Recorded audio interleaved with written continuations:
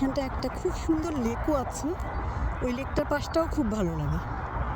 আমি অনেক আগে, মনে হয় 2017 সালে হবে, তখন ওই লেকের পাড়ে একবার আমরা বেড়াতে এসেছিলাম।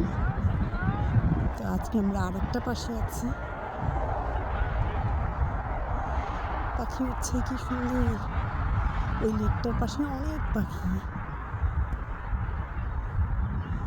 ওই যে দুটো রাজহাঁস, মানুষ হাঁটছে।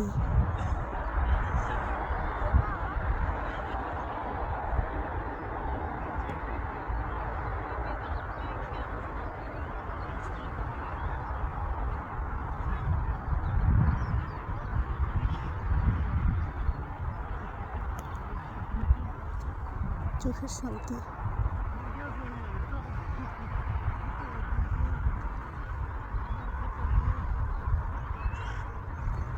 ওই পাশটা পুরো সমুদ্র। ওরে নীল দরিয়া, হচ্ছে দরিয়া।